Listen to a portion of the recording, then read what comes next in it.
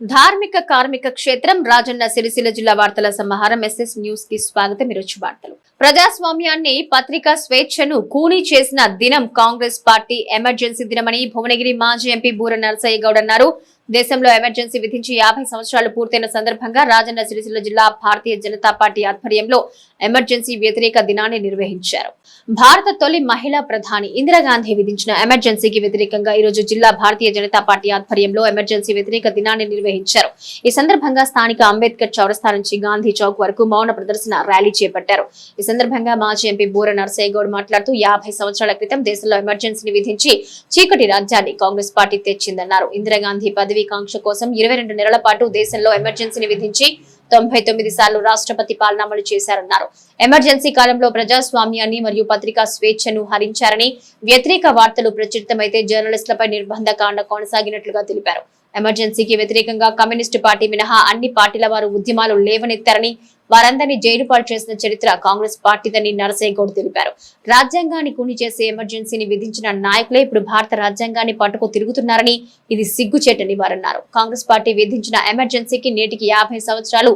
ఈ రోజు బ్లాక్ డేగా సంవిధాన్ హత్య దివస్ రాజన్న సిరిసిల్ల జిల్లా భారతీయ జనతా పార్టీ ఆధ్వర్యంలో నిరసన మౌన ర్యాలీ చేపట్టినట్లు నరసయ్య తెలిపారు.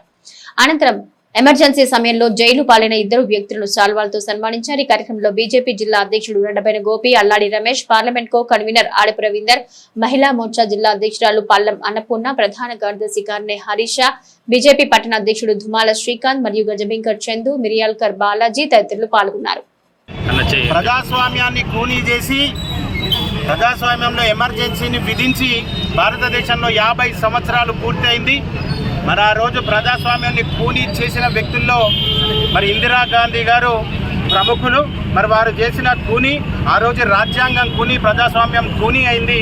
మరి ఆ రోజు ఎందరో మంది మన ప్రతిపక్ష నాయకులు ఎవరైతే ఉన్నారో వాళ్ళందరినీ జైళ్ళకు పంపి ఈ ఎమర్జెన్సీని విధించి ఇలాంటి పత్రికా స్వేచ్ఛను కూడా వారు లేకుండా చేసి మరి అజ్ఞాతవాసంలో ఉన్న ఎంతోమంది పత్రికలు కానీ ఎంతోమంది వ్యక్తులు కానీ ఆ రోజు చేసిన కార్యక్రమానికి గాను ఈరోజు ఏదైతే 1975లో విధించిన ఎమర్జెన్సీ 21 నెలలు గాను, ఆ 21 నెలలు గాను ఈ నిర్బంధం ఏదైతే ఈ నాయకత్వ నిర్బంధం ఉందో ఈ నియంతృత్వ ధోరణితోటి ఇందిరాగాంధీ గారు ఏదైతే ఎమర్జెన్సీని విధించారో ఆ రకంగా భారతదేశాన్ని ముప్పు తిప్పలు పెట్టిన వారు, ప్రజాస్వామ్యం లేకుండా చేసిన వారు ఈ రోజు రాజ్యాంగాన్ని సంకలో పెట్టుకొని రాజ్యాంగ పరిరక్షణ తిరుగుతున్నారు.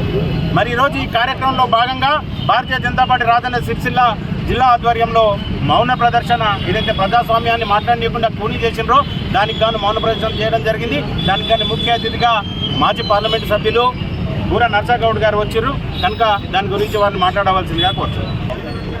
भारत माता की जय, भारत माता की जय, भारत माता की जय.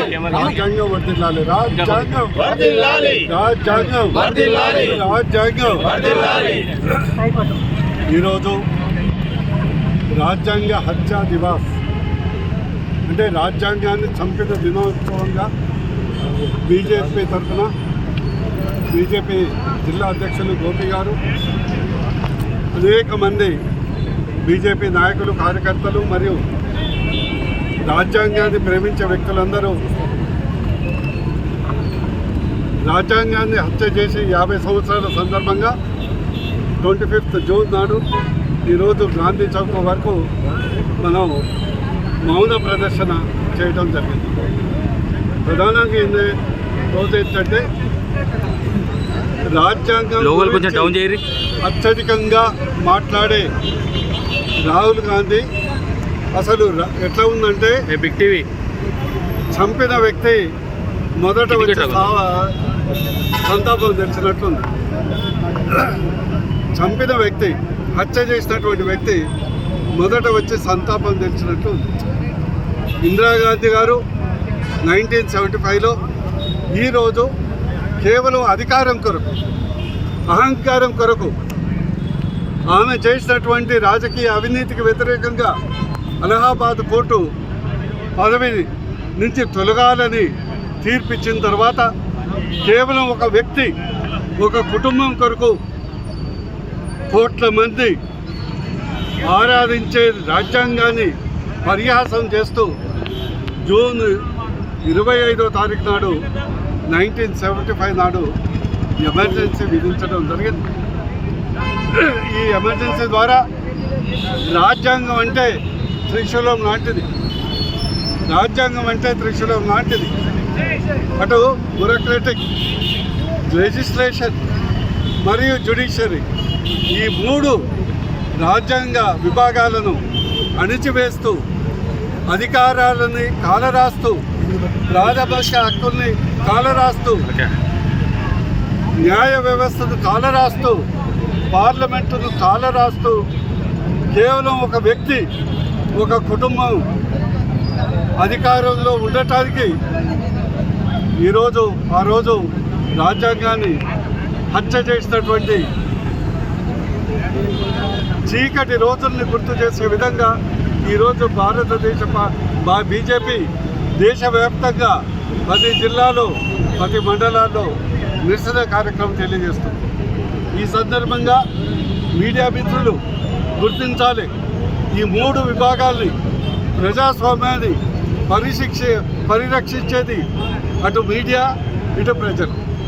కానీ ఆ రోజు మీడియా సెన్సర్షిప్ అతి దారుణంగా ఒక వార్త వేయాలంటే ప్రభుత్వ అనుమతి తీసుకోవాలి. మీడియా హౌసెస్ ప్రతినిధులందరినీ, జర్నలిస్టులందరినీ పత్రికా స్వేచ్ఛను హరిస్తూ అందరినీ జైల్లో పెట్టినటువంటి ఈ చీకటి రోజు పత్రికా మిత్రులు, మీడియా మిత్రులు మరవద్దని నా యొక్క విజ్ఞప్తి. ఈరోజు మీరు మరోసారి గుర్తు తెచ్చుకోవాలి, 1975లో గుజరాత్ ప్రభుత్వాన్ని రద్దు చేస్తూ మొదటి ఈ రాజ్యాంగ హత్యలో భాగంగా తీసుకున్నటువంటి చర్య. అదేవిధంగా ఆ రోజు సంజయ్ గాంధీ, మీ అందరికీ తెలుసు, గరీబీ హఠావని నినాదం ఇచ్చి ఢిల్లీలో తుకారాం గేట్ దగ్గర పేదలు ఉంటున్నారని, పేదల యొక్క చుక్కీలు ఉంటున్నాయని, పేదలను కాల్చి చంపినటువంటి దినం ఈ రాజ్యాంగ వ్యతిరేక దినోత్సవాన్ని సందర్భంగా తెలియజేస్తున్నాను. ఆ రోజు ఆర్టికల్ 352 ఏదైతే యుద్ధం సమయంలో, దేశంలో అలజడి సమయంలో, దేశంలో అరాచక శక్తులు ఉన్న సమయంలో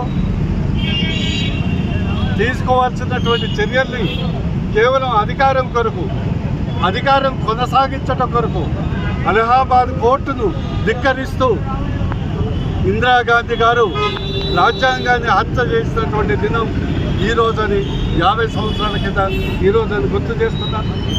అదేవిధంగా ఆ రోజు అంబేద్కర్ గారు రాజ్యాంగంలో వ్యక్తి పూజ ఉండొద్దు, వ్యవస్థ పూజ ఉండాలి, వ్యక్తి పూజ ఉండొద్దు, వ్యవస్థ పూజ ఉండాలని వ్యక్తి పూజకు వ్యతిరేకంగా ఎల్లారెడ్డిపేట మండల కేంద్రంలోని కిషన్ దాస్ పేట ప్రైమరీ పాఠశాలలో 3వ తరగతి చదువుతున్న బాలుడు తప్పిపోయిన ఘటనలో కేవలం 24 గంటల్లో కేసును ఎల్లారెడ్డిపేట పోలీసులు ఛేదించారు.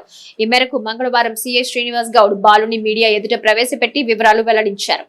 సీఐ తెలిపిన వివరాల ప్రకారం కిషన్ దాస్ పేటకు చెందిన తాజుద్దీన్ సోమవారం పాఠశాలకు వెళ్లి రాత్రి ఇంటికి తిరిగి రాకపోవడంతో తల్లిదండ్రులు, బంధువులు, స్నేహితుల ఇళ్లలో వెతికినా ఆచూకీ దొరకలేదు. దీంతో పోలీసులను ఆశ్రయించారు. వెంటనే పోలీసులు సీసీ కెమెరాల సాయంతో పాటు తమ వద్ద ఉన్న సాంకేతికత ఆధారంగా బాలుడి జాడ కోసం వెతికారు. కాగా బాలుడు నానమ్మ స్వగ్రామం సిద్దిపేటకు తీసుకెళ్లినట్టు గుర్తించిన పోలీసులు వారిని పిలిపించి విచారించగా బాలుడు తమ వద్దే ఉన్నట్టు తెలిపారు. దీంతో బాలుని తీసుకొచ్చేసి సిడబ్ల్యూసీ సెంటర్ కు తరలించినట్టు తెలిపారు. బాలుడి జాడ కనుగొనడంలో చాకచక్యంగా వ్యవహరించిన ఎస్ఐ రమాకాంత్, కానిస్టేబుల్ బాబయ్య, విహార్లను సీఐ అభినందించారు.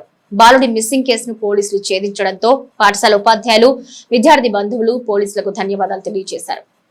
సమయం 7 గంటలకు మనకు గవర్నమెంట్ ప్రైమరీ స్కూల్ నుంచి ఒక బాబు, దాదాపు 8 సంవత్సరాల బాబు, 3వ తరగతి చదువుతున్న బాబు స్కూల్ నుంచి మిస్ అయిందని దరఖాస్తు రాగానే ఎస్ఐ ఎల్లారెడ్డిపేట గారు ఇమీడియట్గా ఎఫ్ఐఆర్ చేసి దాని కేసులో భాగంగా ఆ ఎంక్వైరీ కోసము ఇమీడియట్గా 2 టీంలను ఏర్పాటు చేశాను. దీనిలో బాబయ్యను, సాయి గారు ఒకటి, రషీదును, దినేష్ అనే ఇంకోతను, వీళ్ళు కలిసి అక్కడ ఉన్న ఈ బాబు చదివే ప్రాంతంలో ప్లస్ అతను మూవ్మెంట్ చేసే ప్రాంతంలో సీసీ కెమెరాలు, అదేవిధంగా మ్యాన్ ఇంటెలిజెన్స్ అక్కడ ఉన్న వ్యక్తులను వెరిఫై చేయగా 2 బుర్కాలో వచ్చిన వ్యక్తులు ఈ బాబుతోటి ఉన్నారని తెలియగానే ఇమీడియట్గా ఎస్ఐ గారు వీళ్ళ ఫ్యామిలీ బ్యాక్గ్రౌండ్ మొత్తం తీసుకోగా తర్వాత ఈరోజు అనగా 24th నాడు 12 గంటలకు మనకు తెలిసింది ఏంటంటే వీళ్ళ ఫ్యామిలీల మధ్య కొన్ని గొడవలు ఉన్న ఉద్దేశంతో ఈ బాబును వారి బాబు యొక్క సొంత అంటే యాక్చువల్గా బాబు యొక్క తల్లిదండ్రులు ఇద్దరు 21లో చనిపోతారు. అప్పటి నుంచి ఈ బాబు అనే వ్యక్తి వాళ్ళ అమ్మ వాళ్ళ అక్క దగ్గర ఎల్లారెడ్డిపేటలో వచ్చి ఉంటున్నాడు. ఆ క్రమంలో ఈ బాబును మంచిగా చూసుకుంటలేరు అనే అనుమానంతో వీళ్ళ ఇద్దరు వచ్చి ఈ బాబును ఆటోలో ఇక్కడ నుంచి ఎల్లారెడ్డిపేట నుంచి సిద్దిపేట తీసుకుపోతాడు. సిద్దిపేటలో మన టీం ఉన్న వ్యక్తులు వాళ్ళను రిజర్వ్ చేసి ఆ బాబును తీసుకొని వచ్చారు. దీనిలో ఏంటిదంటే ఇంపార్టెంట్గా మనము మ్యాన్ ఇంటెలిజెన్స్ అనేది ఎక్కువ యూస్ఫుల్ అయింది. సీసీ కెమెరాల కన్నా కూడా అక్కడ ఉన్న వ్యక్తులు లోకల్ ఇన్ఫర్మేషన్ ఇచ్చిన ఇన్ఫర్మేషన్ తోటి తొందరగా అంటే క్రైమ్ అయినాక 24 గంటల లోపలనే బాబును ట్రేస్ అవుట్ చేసినాము. కాబట్టి తల్లిదండ్రులకు అదేవిధంగా టీచర్లకు చెప్పే విషయం అంటే స్కూల్కి వచ్చిన బాబు ఎటు వెళ్తున్నాడు ఏంటంటే తెలుసుకోవాలని, అదేవిధంగా తల్లిదండ్రులు కూడా బాబు ఎవరెవరు వ్యక్తులతోటి ఏం మాట్లాడుతున్నారనే విషయాలను గ్రహించి వారిపై నిఘా పెట్టవలసిందిగా కూర్చున్నారు. Thank you very much. ఈ కేసు విషయంలో అత్యంత ఉత్సాహంగా పార్టిసిపేట్ చేసి తొందరగా డిటెక్ట్ చేసిన ఎస్ఐ గారు, అదేవిధంగా ఆ బాబాయ్ ఆఫీసీ, సాయి విహార్, రషీద్, దినేష్ వాళ్ళను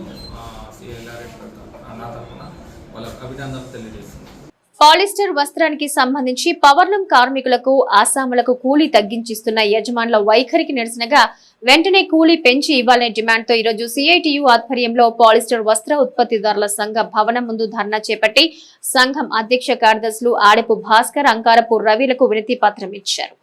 ఈ సందర్భంగా కార్మిక సంఘ నాయకులు ముషం రమేష్, కొడం రమణ మరియు కార్మికులతో చర్చలు జరిపి 2 రోజుల వరకు యజమానులందరితో సమావేశం ఏర్పాటు చేసి కూలీ పెంచి ఇచ్చే విధంగా చర్యలు తీసుకుంటామన్నారు. ఈ సందర్భంగా సిఐటియు పవర్లూమ్ వర్కర్స్ యూనియన్ రాష్ట్ర అధ్యక్షులు ముషం రమేష్, జిల్లా అధ్యక్షులు కొడం రమణ మాట్లాడుతూ పాలిస్టర్ వస్త్రానికి పవర్లూమ్ కార్మికులకు ఆసాములకు గత సంవత్సర కాలంగా ఒప్పందం ప్రకారం కూలీ చెల్లించకుండా కార్మికులకు నష్టం చేసే విధంగా యజమానులు వ్యవహరిస్తున్నారని మండిపడ్డారు. ఇప్పటికైనా యజమానులు వెంటనే ఒప్పందం ప్రకారం కూలీ చెల్లించాలని, లేకుంటే కూలీ తగ్గించిస్తున్న యజమానులపై లేబర్ ఆఫీస్ లో కేసులు నమోదు చేయిస్తామని, అవసరమైతే నిరవధిక సమ్మెకు కూడా వెళ్తామన్నారు. ఈ కార్యక్రమంలో అనందాస్ గణేష్, నక్క దేవదాస్, భాస శ్రీధర్, స్వర్గం శేఖర్, కందుకూరి రమేష్, ఎనగంటి సత్యం, ఎలగొండ దాసు, బింగి ప్రభాకర్, చిప్ప శంకర్, సందుపట ఓచమల్లు తదితరులు పాల్గొన్నారు. పాలిస్టర్ వస్త్రానికి సంబంధించి పవర్లూమ్ కార్మికులకు, ఆసాంలకు కూలీ పెంచి ఇవ్వాలని డిమాండ్తో ఈరోజు సిఐటి పవర్లూమ్ వర్కర్స్ యూనియన్ ఆధ్వర్యంలో పాలిస్టర్ వస్త్ర ఉత్పత్తిదారుల సంఘం ముందు ధర్నా నిర్వహించి పాలిస్టర్ అసోసియేషన్ అధ్యక్ష కార్యదర్శుల గారులకు వినతి పత్రాన్ని అందించడం జరిగింది. గత సంవత్సర కాలంగా పాలిస్టర్ వస్త్రానికి సంబంధించి ఇక్కడ యజమానులు పవర్లూమ్ కార్మికులకు, ఆసాములకు కూలీ తగ్గించి ఇవ్వడం వలన కార్మికులు ఆర్థికంగా సరైన వేతనాలు రాక ఆర్థికంగా అనేక ఇబ్బందులు ఎదుర్కొంటున్నారని చెప్పి, అదేవిధంగా ఆసాంలకు కూడా సరిగ్గా గిట్టుబాటు లేకపోవడంతో అనేక ఇబ్బందులు ఎదుర్కొంటారని చెప్పి ఇప్పటికే గత 2-3 సార్లు పాలిస్టర్ అసోసియేషన్ అధ్యక్షుల గారులకు వినతి పత్రం అందించినప్పటికీ కూడా ఇప్పటి వరకు కూడా కూలీ పెంచకుండా నిర్లక్ష్యంగా వ్యవహరిస్తూ ఉన్నారు. కార్మికుల కష్టానికి తగినటువంటి ప్రతిఫలం ఇవ్వకుండా కార్మికుల శ్రమ దోపిడీకి గురి చేస్తున్నటువంటి యజమానుల వైఖరి నిరసనగా ఈరోజు ధర్నా కార్యక్రమం చేపట్టడం జరిగింది. ఇప్పటికైనా వెంటనే కార్మికుల ఆసాములకు సంబంధించినటువంటి కూలీ ఏదైతే ఉందో పెంచి ఇవ్వాలని చెప్పి మేము డిమాండ్ చేస్తూ ఉన్నాం. లేని పక్షంలో కార్మికులందరూ ఆసాములందరితో కూడా పెద్ద ఎత్తున ఆందోళన పోరాటాలు నిర్వహిస్తాం. అవసరమైతే సమ్మెకు కూడా నిరవధిక సమ్మెకు కూడా వెళ్ళడానికి సిద్ధంగా ఉన్నామని చెప్పి తెలియజేస్తూ ఉన్నాము. ప్రస్తుత పరిస్థితుల్లో కూలీ పెరిగిన ధరలకు అనుకూలంగా కూలీ పెంచాల్సింది పోయి తగ్గించడం ఇది సరైన పద్ధతి కాదు. రోజుకు కార్మికులకు కనీసం 100 రూపాయల పని వేతనం కోల్పోవడం జరుగుతుంది. కాబట్టి ప్రభుత్వమేమో అన్ని రకాలుగా ఇక్కడ ఉన్నటువంటి సమస్యలు పరిష్కరిస్తున్నాము, కార్మికులకు సంబంధించి కూడా అన్ని విధాలు ఆదుకుంటున్నామని చెప్పి చెప్తా ఉన్నది. కానీ ఇక్కడ చూస్తున్నట్లయితే పాలిస్టర్ వస్త్రానికి సంబంధించి కూలీ అగ్రిమెంట్ ముగిసింది, కూలీ పెంచాల్సింది పోయి గత 6 సంవత్సరాల క్రితం కూలీని అమలు చేయడం ఇది సరైన పద్ధతి కాదు. ఒకవైపు ఇక్కడ ఉపాధి లేక కార్మికులందరూ కూడా ఇతర పనులను పెంచుకున్నటువంటి పరిస్థితుల్లో కార్మికులను కాపాడుకోవాల్సినటువంటి బాధ్యత కూడా యాజమాన్యం పైన ఉందని గుర్తు చేస్తూ ఇప్పటికైనా వెంటనే 2-3 రోజుల్లోపు కార్మికులకు, పాలిస్టర్ వస్త్రానికి ఆసాములకు, కార్మికులకు కూలీ ఏదైతే ఒప్పందం ప్రకారం చెల్లించాలి. అదేవిధంగా గడువు ముగిసింది కాబట్టి తొందరలోనే చర్చలు జరిపి కూలీ పెంచే విధంగా కూడా మేము నిర్ణయం తీసుకోవాలని చెప్పి సందర్భంగా డిమాండ్ చేస్తూ ఉన్నాం. లేకపోతే ఎవరైనా కూలీ తగ్గించి ఇస్తే మాత్రము వారిపైన చట్టపరంగా కూడా లేబర్ అధికారులతో కూడా కేసులు నమోదు చేపిస్తామని చెప్పి హెచ్చరిస్తూ ఉన్నాము. పవర్లూమ్ కార్మికులకు సంబంధించి పాలిస్టర్ ఏదైతే తగ్గించిస్తుందో కూలీ పెంచి ఇవ్వాలని డిమాండ్ తోటి ఈరోజు పాలిస్టర్ వస్త్ర వ్యాపార సంఘం ముందు ధర్నా కార్యక్రమం నిర్వహించి మరి ఈరోజు వాళ్ళ అధ్యక్ష కార్యదర్శులు అయినటువంటి ఆడే భాస్కర్ గారికి అట్లాగే ఆంకర రవి గారికి వినతిపత్రం ఇవ్వడం జరిగింది. వాళ్ళు కూడా మాతో చర్చలు జరిపి రేపు కాకుండా ఎల్లుండి సమావేశం పెట్టుకొని కూలీ అమలయ్యే విధంగా మేము మాట్లాడతామని చెప్పడం జరిగింది. మరి ఈ సందర్భంగా యాజమాన్యానికి తెలియజేస్తూ ఉన్నాం. మరి ఎల్లుండి సంధి ఇప్పుడు కార్మికులకు సంబంధించిన కూలీ పెంచిచ్చే విధంగా చర్యలు తీసుకోవాలి, లేకుంటే మరి పెద్ద ఎత్తున ఆందోళన కార్యక్రమం చేపడతామని ఈ సందర్భంగా తెలియజేస్తా ఉన్నాం. అదేవిధంగా ఎవరైతే ఇప్పటికే మేము చాలా ఓపికతోటి కార్మికులు కావచ్చు ఆ సమయంలో అందరూ ఓపికతోటి పరిస్థితులు మంచిగా లేవని కొంత ఇంతకాలం వేసి చూసారు, కానీ ఇప్పుడు పరిస్థితులు మంచిగా ఉన్నాయి, అన్ని రకాల నడుస్తున్నాయి. కాబట్టి యజమాని కూడా ఆలోచించి మరి ఇట్లా కార్మికుల శ్రమ దోచుకోకుండా మరి వాళ్ళకి న్యాయమైన ఏదైతే అగ్రిమెంట్ ఇంకా కొత్త అగ్రిమెంట్ చేయవలసింది అది అట్లనే ఉంది. పాత అగ్రిమెంట్ ఇలా అణచివేసే విధంగా దాన్ని తగ్గించే న్యాయమైన పద్ధతి కాదు. కాబట్టి మరి ఇప్పటికైనా యజమాని స్పందించి పెంచేయాలని డిమాండ్ చేస్తాం. లేని పక్షంలో మరి ఏ యజమాని తగ్గించిస్తారో ఆ యజమానిపై కరీంనగర్ లేబర్ ఆఫీసులో కేసు వేస్తామని ఈ సందర్భంగా తెలియజేస్తాను. అదేవిధంగా కార్మికులందరూ విజ్ఞప్తి, ఇది మన కూలీ అగ్రిమెంట్ జరిగిన కూలీ మనం తగ్గించుకుంటున్నాం. కాబట్టి మీరు ఏ యజమాని దగ్గర పనిచేస్తారో ఆ యజమాని దగ్గర ఖచ్చితంగా కూలీ ఏదైతుందో మన అగ్రిమెంట్ ప్రకారం తీసుకోవాలి. మీరు అడగకుంటే వాళ్ళు కూడా ఇయ్యారు. కాబట్టి ఆ రకంగా మీరు ఆసాములు కూడా భీములు తెచ్చుకునే వాళ్ళందరూ కూడా అక్కడ ఖచ్చితంగా తక్కువ కూలీ తెచ్చుకోవద్దు, కూలీ సరైన కూలీ ఇస్తేనే భీములు తీసుకురావాలని ఈ సందర్భంగా ఆసాం సోదరులకు తెలియజేస్తా ఉన్నాం. ఎందుకంటే ఇప్పటికే మనకు చాలా అన్యాయం జరిగింది. కాబట్టి ఇక ముందు అన్యాయం జరగకుండా ఉండాలంటే మళ్ళీ భవిష్యత్తులో మనకు కూలీ పెరగాలంటే ఈ కూలీ ఖచ్చితంగా మనం అమలు చేసుకుంటేనే భవిష్యత్తులో కూలీ పెరిగే అవకాశం ఉంటుంది. కాబట్టి మరి ఇప్పటికైనా మరి చైతన్యంగా మరి స్పందించి ఒకరు తక్కువ తీసుకుంటారు ఇంకోళ్ళు ఇట్లా అనుకుంటా మొత్తం ఊరంతా తగ్గించే పరిస్థితి జరిగింది. కాబట్టి అలా కాకుండా అందరూ మరి పెంచే విధంగా ఖచ్చితంగా ఇప్పుడు నడిచే బట్టకి అయితే పెంచి కూలి తీసుకోవాలని పవర్లూమ్ వర్కర్స్ యూనియన్ సిఐటిగా అందరూ తెలియజేస్తాము. ఆనాటి అధికార పక్షం ఈనాటి ప్రతిపక్షంలో ఉన్న బీఆర్ఎస్ పార్టీ నాయకులు 2018లో ముందే ఓటమి గ్రహించి చాలా మంది నాయకులు ఫోన్ ట్యాపింగ్ చేశారని, అందులో నేను ఒక్కనని మానకొండూరు కాంగ్రెస్ పార్టీ అధికార ప్రతినిధి పసుల వెంకట్ అన్నారు. ఈ రోజు వారు మీడియాతో మాట్లాడుతూ ఫోన్ ట్యాపింగ్ చేయడం ఎంతవరకు సబబని, భార్యాభర్తలు మాట్లాడుకునే మాటలు కూడా ట్యాపింగ్ చేసి వినడం సిగ్గుచేటని ప్రశ్నించారు. మీరు ఓటమిని ముందే గ్రహించి మాలాంటి వాళ్ళ ఫోన్ ట్యాపింగ్ చేసిన బీఆర్ఎస్ పార్టీ నాయకులను బాధ్యులైన వారిని తెలంగాణ రాష్ట్ర ముఖ్యమంత్రి రేవంత్ రెడ్డి ఈ విషయంపై చొరవ తీసుకుని ఏసీబీ ద్వారా విచారణ చేపట్టి బాధ్యులైన వారిని అరెస్ట్ చేయాలని పసుల వెంకటి డిమాండ్ చేశారు. అది ఎవరో కూడా తెలుసు. అప్పుడు ప్రతిపక్షంలో ఉండి ప్రజల పక్షాన పోరాడి కొట్లాడిన వ్యక్తిది ఫోన్ ట్యాపింగ్ చేయడం జరిగింది. దీనికి బాధ్యులైన బీఆర్ఎస్ పార్టీ నాయకులను తక్షణమే ప్రభుత్వం స్పందించి వాళ్ళు అరెస్ట్ చేసి జైల్లో పెట్టాలి. ఎందుకంటే రాష్ట్ర ప్రభుత్వం ఏం చేసిందంటే ఎలక్షన్ 2018లో ఓడిపోతుందని తెలిసి ప్రతిపక్ష నాయకులు అందరూ ఫోన్ ట్యాపింగ్ చేసి వాళ్ళని ఇబ్బందులకు గురి చేసినారు. అందులో నేను ఒక వ్యక్తిని, నా ఫోన్ కూడా ట్యాప్ చేయడం జరిగింది, ఆ నెంబర్ కూడా బయటకు రావడం జరిగింది. కేసీఆర్ గారు 80,000 పుస్తకాలు చదివినని చెప్పి ఈ ఫోన్ ట్యాపింగ్ చేయడం, ప్రజలను ఇబ్బంది పెట్టడం ఎందుకని మేము ప్రశ్నిస్తున్నాం.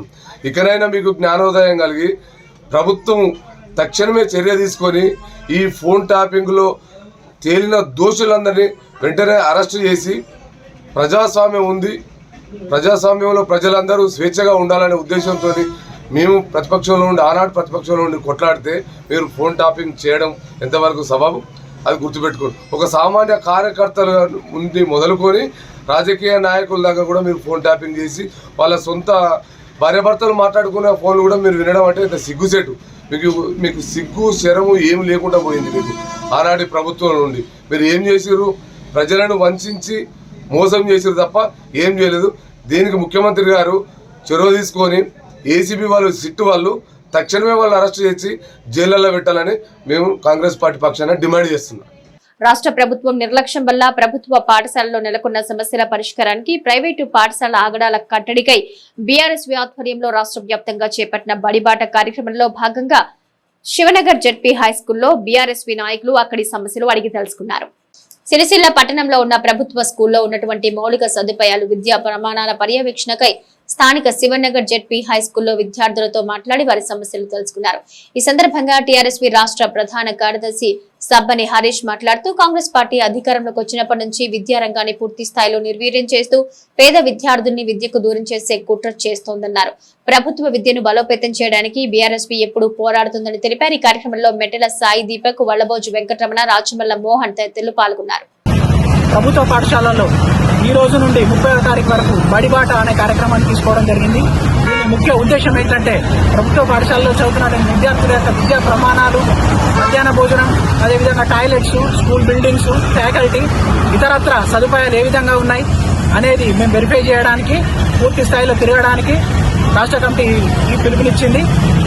కాంగ్రెస్ గవర్నమెంట్ వచ్చిన 2 సంవత్సరాల్లో విద్యారంగాన్ని పూర్తి స్థాయిలో భ్రష్టు పట్టించింది. కనీసం పిల్లలకు టాయిలెట్ లేనటువంటి పరిస్థితి, ఫ్యాకల్టీ లేనటువంటి పరిస్థితి. రాష్ట్ర వ్యాప్తంగా గురుకులాల్లో పిల్లలు 10ల సంఖ్యలో పిట్టలా రాలిపోతుంటే కళ్ళపగిట్టి చూస్తున్నటువంటి ఈ ప్రభుత్వం యొక్క మొద్దు నిద్రకు నిరసనగా రాష్ట్ర కమిటీ మేరకు విద్యార్థి భాగం ఆధ్వర్యంలో మేము అన్ని స్కూల్స్ విజిట్ చేస్తా ఉన్నాం. దీని విజిటింగ్ తర్వాత ఒక పూర్తి స్థాయిలో సమగ్రమైనటువంటి నివేదిక తయారు చేసి రాష్ట్ర వ్యాప్తంగా స్కూళ్లలో ఎటువంటి పరిస్థితులు ఉన్నాయి అనేది తెలంగాణ రాష్ట్ర ప్రజలకు కళ్ళగట్టినట్టు చూపెట్టడానికి ఇది ఒక ప్రణాళికగా మేము తీసుకోవడం జరిగింది. ఎందుకంటే సంక్షేమంగా భావించి తెలంగాణ రాష్ట్ర ప్రభుత్వం అంతకుముందు కేసీఆర్ గారు ముఖ్యమంత్రిగా ఉన్నప్పుడు అనేకమైనటువంటి మౌలిక సదుపాయాలు కల్పించి విద్యార్థుల యొక్క విద్యా ప్రమాణాలు పెంచడానికి అనేక రంగాలుగా కృషి చేయడం జరిగింది. కేటీఆర్ గారు శిక్షణ నియోజకవర్గంలో ముఖ్యంగా సిఎస్ఆర్ ఫండ్స్ తీసుకొచ్చి ప్రతి ప్రభుత్వ పాఠశాలను డిజిటలైజ్ చేసి మెరుగైన ఇన్ఫ్రాస్ట్రక్చర్ కల్పించి విద్యా ప్రమాణాలు పెంచడానికి ఎంతో కృషి చేశారు. కానీ ఇప్పుడు వచ్చినటువంటి కాంగ్రెస్ ప్రభుత్వం కుట్రపూరితంగా నిర్లక్ష్య ధోరణి వహిస్తూ విద్యార్థుల యొక్క విద్యా ప్రమాణాలు తగ్గిస్తా ఉన్నది. మేము దీనికి నిరసనగా అనేక నిరసన కార్యక్రమాలు చేయబోతా ఉన్నాం. నాటి పోటీ పరీక్షలకు విద్యార్థులకు ఎలాంటి సౌకర్యాలు ఉండేవి కాదని, ప్రభుత్వాలు మారిన కొద్దీ విద్యార్థుల అవసరాల రీత్యా అన్ని సౌకర్యాలు కల్పిస్తూ పోటీ పరీక్షల్లో విజయం సాధించేలా కృషి చేస్తున్నారని డీబీడీసీడీఓ రాజమనోహరరావు తెలిపారు. RRB banking SSC foundation course ముగింపు సమావేశం జరిగింది. ఈ కార్యక్రమానికి ముఖ్య అతిథులుగా డీబీసీడీసీ రాజమనోహరరావు, జిల్లా employment officer Raghavender, DPRO Sridhar హాజరయ్యారు. ఈ సందర్భంగా వారు మాట్లాడుతూ 100 రోజుల కోర్సు ముగించుకుని పోటీ పరీక్షల్లో విజయం సాధించాలని కోరారు. ఒకప్పుడు పోటీ పరీక్షలకు హాజరయ్యే విద్యార్థులకు ఎలాంటి సౌకర్యాలు ఉండేవి కాదని, చివరికి స్టడీ మెటీరియల్స్ కూడా లేని పరిస్థితుల్లో హైదరాబాద్ లాంటి మహానగరాలకు వెళ్లి కోచింగ్ తీసుకుని జాబులు సాధించేవారని తెలిపారు. కానీ ఇప్పుడు ప్రభుత్వాలు మారిన కొద్దీ విద్యార్థుల అవసరాల రీత్యా స్టడీ సెంటర్ ఏర్పాటు చేసి విద్యార్థులకు ఉద్యోగ అవకాశాలు కల్పిస్తున్నారని తెలిపారు. సిరిసిల్ల స్టడీ సెంటర్ కు 5 ఎకరాల స్థలాన్ని మరియు 5 కోట్ల రూపాయలు మంజూరైనట్టు తెలిపారు. బడుగు బలహీన వర్గాల పిల్లలు రాష్ట్ర స్థాయి పోటీలకు పోటీ పడేలా తీర్చిదిద్దడమే లక్ష్యంగా స్టడీ సెంటర్లు ముందుకు సాగుతున్నాయని తెలిపారు. చదువు అనేది నిరంతరంగా ఉండేది. పుట్టినప్పటి నుంచి మనం పోయేంత మట్టికి. ఎందుకు అంటే first date of birth start అవుతుంది. ఎక్కడ డేట్ ఆఫ్ బర్త్ స్టార్ట్ అవుతుంది? పుట్టినరోజు స్టార్ట్ అవుతుంది. ఈ రోజు పుట్టాడు, పోయిన రోజు చివరికి డేట్ ఆఫ్ బర్త్ ఉంటుంది. అంటే ఈ మధ్యకాలం అంతా చదువుతూ లేదా చదువు అనేది మనకు అందులో వస్తుంది. నేను ఒకటే మొదలుగా చెప్తాను, జస్ట్ ఒక 2 minutes లోపల నేను కంప్లీట్ చేస్తాను. ఒక విద్వాన్ సర్వత్ర పూజ్యతే, అది మనకు నానుడి ఉంది. వెనకటి కాలం నుండి కూడా మనకి ఇది చెప్తూనే ఉన్నారు. మనకి అంటే బహుశా తెలుగు మందికి ఎక్కువ చెప్తారు అని నాకైతే ఎక్కువ తెలుసు. ఇంకొకటి ఏంటంటే ఈ రోజు లోపల మీరు అదృష్టవంతులు. ఒక 2000 కంటే ముందు ఉన్న వాళ్ళంతా ఇటువంటి ఫెసిలిటీస్ ఎవరికి లేవు. 2000 బహుశా 2001లో ఉస్మానియా యూనివర్సిటీలో ఒక స్టడీ సర్కిల్ ఏర్పాటు చేయడం జరిగింది అనుకుంటున్నాను నేను. అంతకుముందు ఏ స్టడీ సర్కిల్స్ లేవు, ఏ ఫెసిలిటీస్ లేవు. ఎవరిని వాళ్ళు చదువుకోవాలి, ఎవరిని వాళ్ళు ఎగ్జామ్ రాయాలి, ఎవరిని వాళ్ళు సెల్ఫ్గా ఖర్చులు కావచ్చు, తర్వాత బుక్స్ కొనుక్కోవడం కావచ్చు, ఫీజు కట్టడం కావచ్చు, ఏది అయినప్పటికీ కూడా ఆ టైంలోనే మాత్రము చాలా టిక్కలు పడ్డారు. సరే ఉద్యోగాలు వచ్చినాయి, కొంత వాళ్ళ ఫెసిలిటీస్తో వాళ్ళు చేసుకున్నారు. అది ఎక్కువ సిటీలలో ఉండే వాళ్ళకే జాబ్లు వచ్చేటి ఆ కాలంలో అనేది ఎక్కువ ఉంది. ఎందుకంటే వాళ్ళకి అన్నీ తెలుస్తాయి, నోటిఫికేషన్ తెలుస్తాయి వచ్చేటి. అనే ఉద్దేశంతో అనేవారు. కానీ ఈ కాలం లోపల, ఈ టైం లోపల పల్లెటూరు పట్టణం అనేది ఏదీ లేదు. ప్రతి విద్యార్థి కూడా శ్రమ పడుతున్నాడు, అవసరం అనుకున్న జాబ్ను సంపాదించుకునే ప్రయత్నం చేస్తున్నాడు. అదే దానికి అనుగుణంగా ప్రభుత్వం పరంగా ఈ స్టడీ సర్కిల్స్ ఏర్పాటు చేసి విద్యార్థులను అవేర్నెస్ చేసి వాళ్ళని ఎగ్జామినేషన్కు పంపడానికి ఈ కోచింగ్లు ఇవ్వడం జరుగుతుంది. అది మనకు కొంతకాలం నుంచి మాత్రమే జరుగుతుంది, అంతకుముందు లేదని చెప్పడానికి నేను చెప్తున్నాను. ఇంకొక విషయం ఏంటిది అంటే, ఇప్పుడే సార్ చెప్పాడు, శ్రద్ధ లేకపోతే మనకు అన్నీ ఏది కూడా రాదు. శ్రద్ధ లేకపోతే ఏ విషయంలో, ఇదే చదివే కాదు, ఇంకే విషయంలో కూడా మనం ముందడుగు వేయలేము. కాబట్టి మీరు ఇదివరకు ఇప్పుడు 100 రోజులు మీరు ఏదైతే క్లాసెస్ తీసుకున్నారో అవి ఎన్ని ఎగ్జామ్లకైనా ఉపయోగపడవచ్చు. ఇది ఆర్ఆర్బి అనో లేకపోతే గ్రూప్ 1 అనో గ్రూప్ 2 అనో, అది ఎక్కువగా మనము ఎలా ఉపయోగించుకుంటే అలా ఉంటుంది. శ్రద్ధగా ఎవరైతే చదువుతారో, ఎవరైతే కాన్సన్ట్రేట్ చేస్తారో వాళ్ళు ఇవాళ కాకుండా రేపు ఏదో ఒక ఉద్యోగాన్ని సంపాదించుకోగలుగుతారు. ఎందుకు అంటే శ్రద్ధ లేకపోతే మాత్రం ఎట్టి పరిస్థితుల్లో కూడా దాన్ని మనం ఇంగ్లీష్లో కాన్సన్ట్రేషన్ అంటున్నాం కదా, ఆ కాన్సన్ట్రేషన్ అనేది ఎక్కువగా మనము ప్రొవైడ్ చేసుకోవాలి. ఇప్పుడు ఇక్కడ ఫ్యాకల్టీ ఉన్నారు, వాళ్ళు ఎంత శ్రద్ధ పెడితే మీకు సరి అయిన ఎడ్యుకేషన్ను అంటే విద్యను మీకు అందించగలుగుతున్నారు అనేది ఒక్కసారి ఆలోచిస్తే తెలుస్తుంది. Lecturer always learner. ఎవరైనా కూడా విద్య నేర్పే వాళ్ళు ఆల్వేస్ లర్నర్గానే వాళ్ళు భావించుకుంటారు. అప్పుడే మీకు మీ స్థాయికి తగ్గట్టుగా మనకు విద్యను అందించగలుగుతారు, క్లాసులు ఇవ్వగలుగుతారు. క్లాసులు ఇవ్వలేని పక్షం లోపల వాళ్ళు ఫెయిల్యూర్ అవుతారు. కాబట్టి వాళ్ళు ఎంత చదివితే, ఎంత ఓపికగా, ఎంత శ్రద్ధతో వాళ్ళు మొదలు బుక్స్ చదవచ్చు, ఎన్నో రెఫరెన్స్లు తీసుకోవచ్చు. వాళ్ళ ద్వారా మీకు మంచి ఫ్యాకల్టీస్ని పెట్టి మీకు ఇంత స్టేటస్ పెంచడానికి కొరకు, ఎగ్జామినేషన్స్ మీకు అనేది క్వాలిటీలో రాయడానికి కొరకు మీకు కోచింగ్ ఇవ్వడం జరుగుతుంది. ఈ కోచింగ్ 100 రోజులు మీకు ఇప్పుడు కంప్లీట్ చేసుకున్నారు. మీరు వెళ్ళిన తర్వాత మీరు ఏం చేయాలి అనేది మీ చేతుల్లోనే ఉంది. మీరేం చిన్నపిల్లలు కాదు. ఏ ఎగ్జామ్ రాయాలి, ఏ ఎగ్జామ్స్ పర్సనల్గా చూసుకోవాలి, దానికి అప్లై చేసుకోవాలి, దాన్ని రాయాలి. ఇంకొక మంచి నాణ్యమైనటువంటి దాంతో మరి ఉచిత కోచింగ్ ఇప్పించి ఉన్నత విద్యాలు రాష్ట్ర స్థాయి, అదేవిధంగా దేశంలో ఉన్నటువంటి సెంట్రల్ సర్వీసెస్ కూడా మంచి నాణ్యమైనటువంటి కోచింగ్ ఇప్పించి వాళ్ళు సెటిల్ అయ్యే విధంగా ఉండాలని చెప్పి ఇక్కడ ఏర్పాటు చేయడం జరిగింది. అదేవిధంగా ఇప్పుడున్నటువంటి ప్రభుత్వం కూడా 5 కోట్లు మన స్టడీ సర్కిల్ శాంక్షన్ చేసింది. మెడికల్ కాలేజ్ దగ్గర 1 ఎకరం ల్యాండ్ ఇవ్వడం జరిగింది. ఇప్పుడున్న ప్రభుత్వానికి కానీ లోకల్ ఇంకా 2022 నుంచి గ్రూప్ 1 ఫస్ట్ వచ్చినటువంటి 30 మంది ఎస్ఐ కానిస్టేబుల్స్, అదేవిధంగా గ్రూప్ 1 కలిపి కోచింగ్ ఇచ్చిన వాళ్ళు దాదాపు 20 మంది గ్రూప్ 1 మెయిన్స్కి సెలెక్ట్ కావడం జరిగింది. అదేవిధంగా అప్పుడు వచ్చినటువంటి 60 మంది ఎస్ఐపీసీలలో కూడా దాదాపు 45 నుంచి 50 మంది రిజల్ట్స్లో క్వాలిఫై అయ్యింది. అదేవిధంగా ఫిజికల్ టెస్ట్లో కూడా మనం ఇవ్వడంలో లేట్ అయిన సందర్భంగా ఫిజికల్ టెస్ట్కి అభ్యర్థులు రాలే. మళ్ళీ మెయిన్స్ ఇస్తే 8 మంది సివిల్ కానిస్టేబుల్, 2 ఎస్ఐ సాధించడం జరిగింది.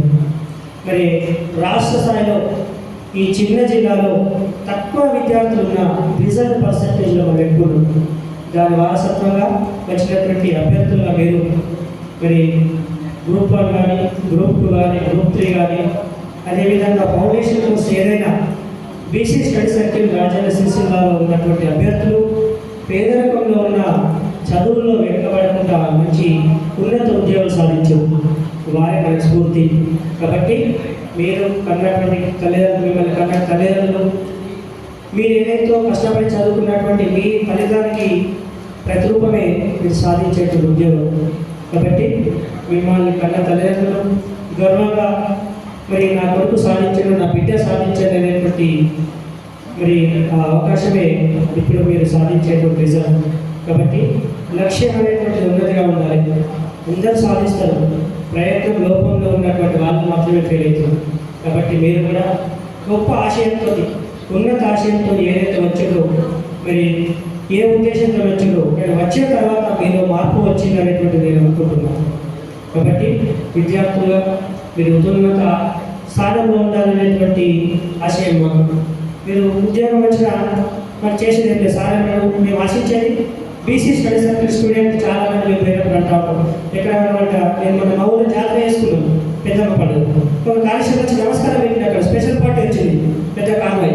అందులో స్టూడెంట్స్ వచ్చి సార్ నమస్కారం సార్, నేను మీ స్టూడెంట్స్ సార్ అని.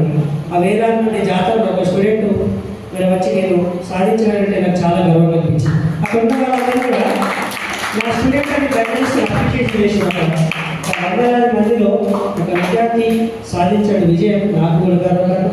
వ్యక్తిగతంగా ఆయన ఉన్నతి కూడా నిదర్శనం. కాబట్టి మనం సాధించేటువంటి విజయం ఏ విధంగా ఉండాలంటే మనం ఊహించినటువంటి విధంగా ఉండాలి. మరి దాని సాధన అనేటువంటి చాలా సార్లు చెప్పిండు. మరి మేము కూడా 18 గంటలు చదివినట్టు 2009లో గ్రూప్ ఇంటర్వ్యూ దాకా ఉండదు. కాబట్టి ఎప్పుడైనా కొన్ని కోల్పోతే కొన్ని సాధించగలుగుతాం. ఇటు అన్నం కావాలి, నిద్ర కావాలి, ఎంజాయ్ కావాలంటే మరి మీరు పండుకొని కలగలగాలి తప్ప సాధించేది ఏమి ఉండదు. అబ్దుల్ కలాం చెప్పాడు, కళలు కానండి వాటిని సాకారం చేసుకోండి. మరి ఏ కళలు? నిద్రపోయే కళలు కాదు, నిద్ర లేని కళలు కాదు. అంటే ఎంత కష్టపడాలి, మీ సొంత నాలెడ్జ్, మీ ప్రిపరేషన్, మన స్టడీ సర్కిల్ యొక్క ఫ్యాకల్టీ చెప్పినట్టు విషయ పరిజ్ఞానం, లైబ్రరీ బుక్స్, ఇంకా ఎక్స్ట్రా కూడా మారుతున్నట్టు కాలానికి అనుగుణంగా టెక్నాలజీ మార్పులు చాలా యాప్లు వచ్చినాయి. ఏ యాప్ పడితే ఆ యాప్లో పైసలు పెట్టి కొనదు. మనం స్టాండర్డ్ ఏది ఉంది, ఏ బుక్స్ ఉన్నాయి, తర్వాత పరిశీలన చేయాలి. సివిల్స్ అని చెప్పి సార్, మరి సివిల్స్లో మనం ఎగ్జామ్ రాస్తుంటే ఏదైనా మనం ప్రిపేర్ కావాలి, ఏ స్టాండర్డ్ వస్తుంది, ఆ విషయ పరిజ్ఞానం ఏ విధంగా ఉంటుంది, అవగాహన వస్తుంది.